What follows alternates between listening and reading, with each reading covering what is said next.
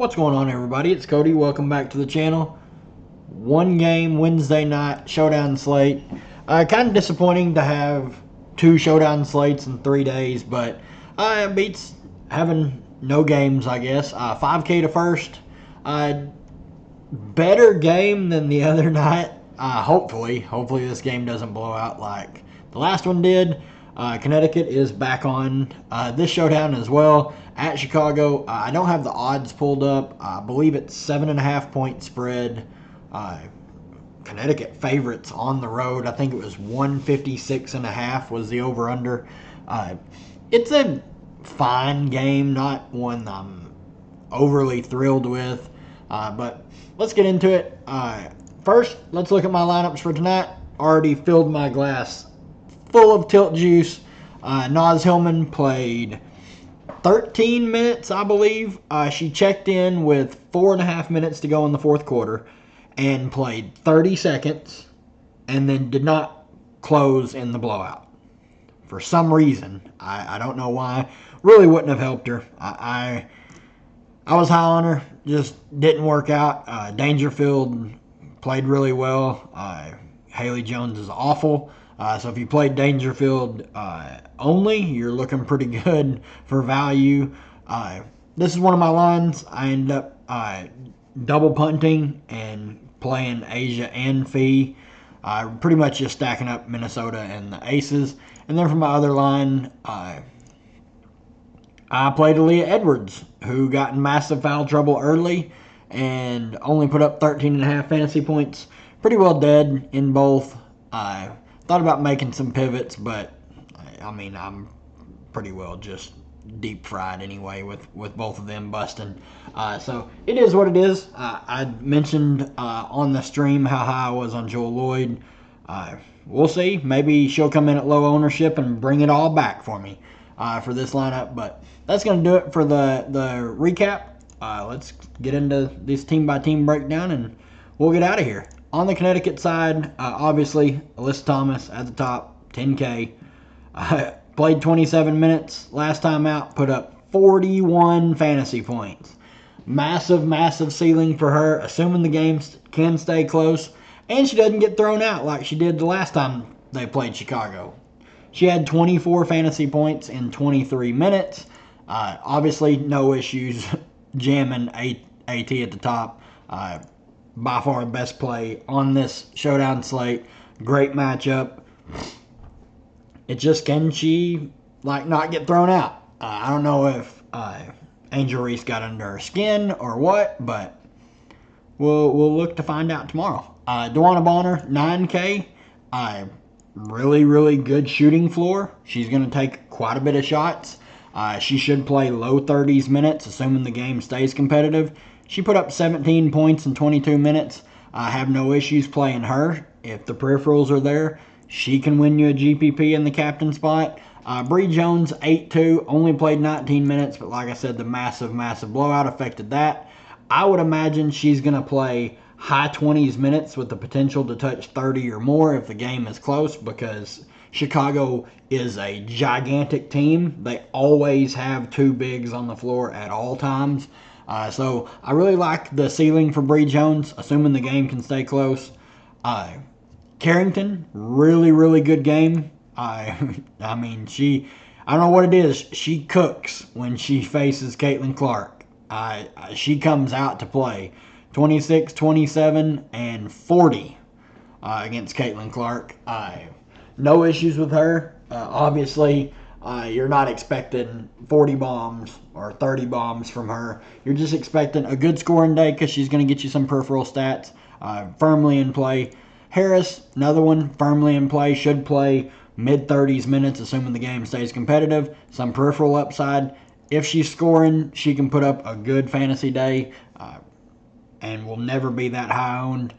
Really not a lot of interest in really anyone down here. Adota played 20 minutes, but a lot of it was due to the blowout. She did see a little bit more run than I thought she would in the first half, but Tiffany Mitchell, going to be the most optimal bench play for Connecticut, especially for the guards. She's got the most consistent run over the past 7 or 8 games. Bantam got extended in the blowout. Not really expecting too much. Like if we look here from the game that they absolutely deep fried Indiana.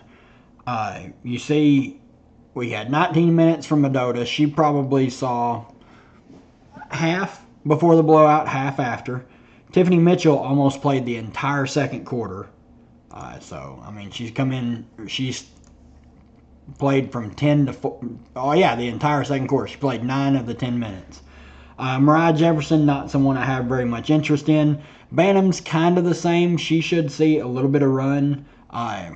If the game is to stay competitive, I would like her over Jefferson, assuming Jefferson even plays. And Burton is just not, she's just not playing any minutes, so not someone you can really consider. On the Chicago side, Angel Reese, 9,400, top play for them. I mean, she's playing big minutes. Assuming she stays out of foul trouble, she can put up a really big game because 35 minutes, 33 minutes. She's starting to convert more shots from the field. She's still taking a lot of shots. Big rebounding upside. 5 steals in back-to-back games. That doesn't seem sustainable. But I'm really impressed with her. She looks like she is actively learning and getting better and adapting to the pro game. Don't mind her as a contrarian spin-up. I don't think she's going to be very popular. This is not an easy matchup for them.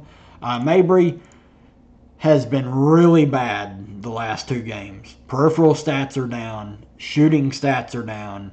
Obviously, big upside in someone like Mabry who can really, really get hot and make a bunch of threes. But the floor is low, and she's proven it. Below 20 in the past 2 games. That's concerning. If she's not scoring, I don't see this game staying very close. They really need her to show up and show out. Kennedy Carter only played 15 minutes because she did not play well. I mentioned before this game in the Discord that I wonder what would happen if Kennedy Carter come out and just wasn't lighting the world on fire. Well, we found out. She only saw 15 minutes and scored 8 fantasy points. So if she comes out and struggles, they will limit her. So really, really high risk, high reward at 7,600. Dana Evans, 6,600 is fine. They've limited her, 26, 13, when she's not playing well. Then she played 31 because she did play well. So really, another team with guards that you can't trust. If they play bad, they're going to get yanked and may never come back in. Cardosa, really, really rough start against Atlanta. Pulled out of the gutter and had a really good game overall. 19, almost 20 fantasy points. Fine. Don't mind her. Price is really, really solid on her, so I would expect her to be pretty popular. Harrison, another one. 19 minutes. Both Harrison and Cardosa are on minutes limits. I would expect them to either tick up or be completely off by now. If she's going to play close to 20 minutes, she's too cheap at 5,800. She's a good fantasy point per minute player, and they're going to need her offense. They're going to need her big body. I have no issues playing her or even her and Cardoso together. DeShields, sure, the peripheral stats are just not there. She's not shooting the ball very well. If you land on her, fine. I'm not thrilled about rostering her. Same with Lindsey Allen. The minutes are okay for her. She's just not been very good. She's been decent the past 3 games, so if you think that continues, you can play her as a cheap alternative. I just think with Cardosa and Harrison at their respective prices that they're going to be chalky, but they're the 2 clear cheap plays to plug in to play the studs. Onienwer, no interest. No interest in Turner, and no interest in Kiersey. Just not playing enough minutes.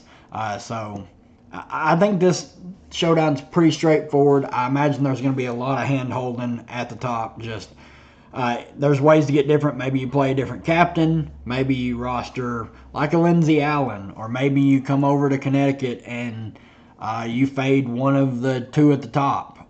Probably Bonner, just because it's really hard to fade AT. But there's ways to get different. But on a showdown like this, where the value is so clear on one team, there's going to be a lot of hand holding at the top. So good luck to everybody. If you enjoy the content, leave a like. It helps out the channel. I appreciate everybody who's been subscribing. We're well on our way to 300, but main goal is to get to 500 before the Olympic break. That would be awesome. I would do a little small giveaway for sure.